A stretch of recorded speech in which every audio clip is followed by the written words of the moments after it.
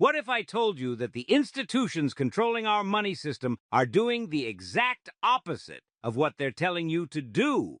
And worse, they might be deliberately misleading you. Central banks around the world have been on a gold buying spree like we've never seen before. All while their economists tell the public that gold is just a barbarous relic not worth your investment dollars. Coincidence? I think not. Hoot! That's right. Today, we're digging into the great gold conspiracy. Welcome to the Finance Fables, where we investigate the truths hiding in plain sight. I'm your host, Finn. And I'm Ollie. Hoot hoot, follow the money. Today, we're looking at something shiny, something that's been valuable for thousands of years, and something that the most powerful financial institutions in the world are stockpiling while simultaneously downplaying its importance. Just because you're paranoid doesn't mean they aren't after your gold, Finn. Let's dig in. First, let's look at the facts. Over the past 5 years, central banks have purchased more gold than at any time since the United States abandoned the gold standard in 1971. In fact, central banks added over 1,136 metric tons of gold, worth around $70 billion to their reserves in 2022 alone. That's more than double the amount from the year before. Hoot! That's quite the shopping spree. But Finn, many central banks are simply diversifying their reserves. Nothing to see here. Is it, though, Ollie? Let's look at WHO is buying all this gold. China added 225 tons to its reserves in 2023. Russia has more than doubled its gold reserves since 2014. Turkey, India, and even Poland have been massive buyers. And get this, many of these purchases aren't even being reported until months or years after they happen. Well, central banks don't exactly send press releases about every financial move they make. True, but it's not just the buying that's suspicious, it's the secrecy around it. The World Gold Council estimates that about 25% of all central bank gold purchases are from unidentified buyers. Unidentified. Meanwhile, what are these same institutions telling the public about gold? Let's see what the experts at these institutions have been saying about gold as an investment. Gold is not a good investment. Former Federal Reserve Chairman Ben Bernanke. Gold has no role in a modern portfolio. Wall Street Journal. Gold is a barbarous relic. Economist John Maynard Keynes. You're cherry-picking quotes, Finn. Many financial advisors do recommend a small gold allocation for diversification. A small allocation, while central banks are allocating trillions. And here's where it gets really interesting. While central banks are buying physical gold, what are the investment products they're promoting to the public? Paper gold, gold ETFs, futures contracts, and other derivatives where you don't actually own the physical metal. If gold is so worthless, why are the world's most powerful financial institutions stockpiling the physical stuff while steering you toward paper versions? Maybe because physical gold is impractical for most investors. It's expensive to store, insure, and transport. Or maybe there's something more going on here. To understand what might really be happening, we need to look at what makes gold special in the first place. For over 5,000 years, gold has been the ultimate form of money.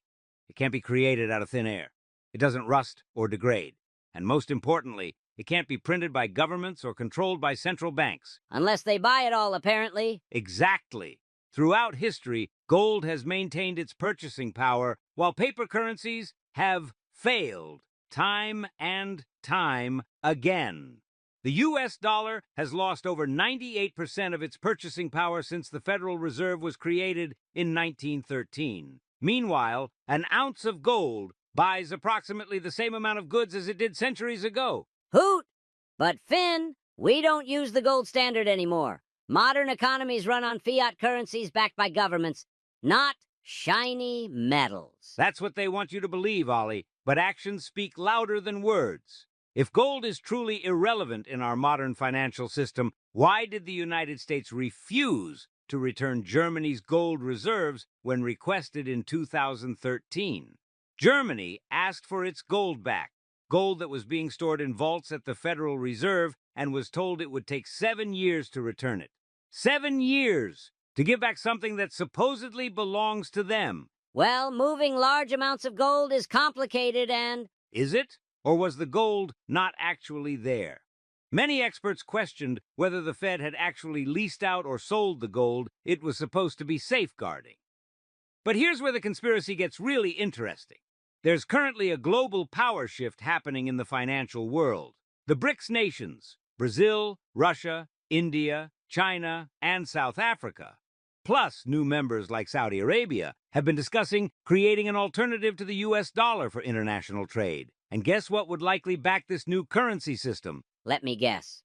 Gold? Bingo! Russia, China, and others have been dramatically increasing their gold reserves while simultaneously reducing their holdings of US dollars and treasury bonds. This isn't just diversification, it's preparation. Preparation for what exactly? Your tinfoil hat is on a bit tight today, Finn. Preparation for a new monetary system, Ollie. One where the US dollar is no longer the world's reserve currency, and the countries with the most gold will have the most power. When Nixon ended the gold standard in 1971, he claimed it was temporary. That temporary measure has allowed the US to print trillions of dollars with nothing backing them except faith in the government. Hoot!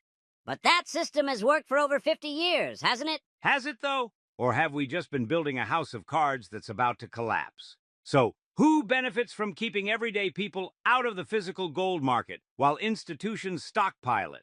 Follow the money. If central banks know something big is coming, like a currency crisis or a complete monetary reset, then those with physical gold will protect their wealth, while those holding paper assets could be wiped out. But Finn, if there was really a conspiracy to keep people away from gold, why is it still legally available for anyone to buy? Good question, Ollie. But remember, it wasn't always legal.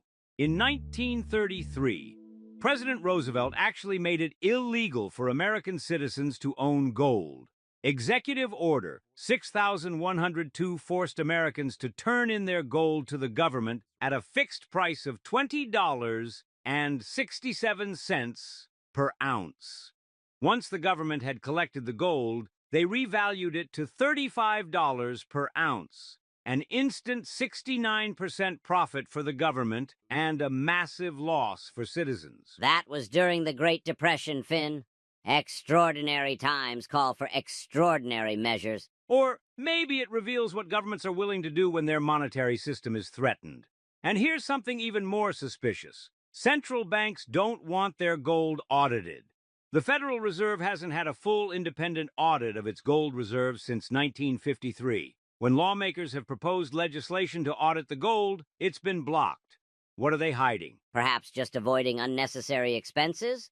Gold audits are costly and time-consuming. Or perhaps they're hiding the fact that much of the gold doesn't actually exist. At least, not in the vaults where it's supposed to be.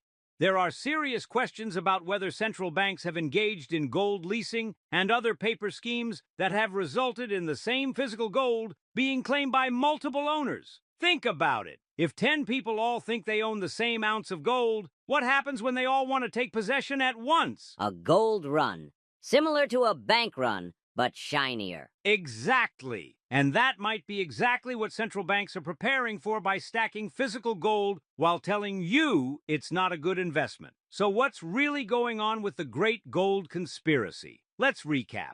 1. Central banks are buying gold at the fastest pace in modern history, including mystery buyers keeping their purchases secret. 2.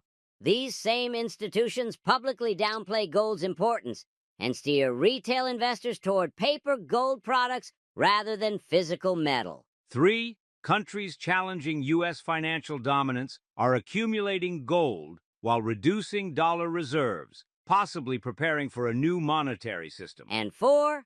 There's a long history of governments changing the rules around gold ownership when it suits their purposes. Is all this just prudent reserve management by central banks?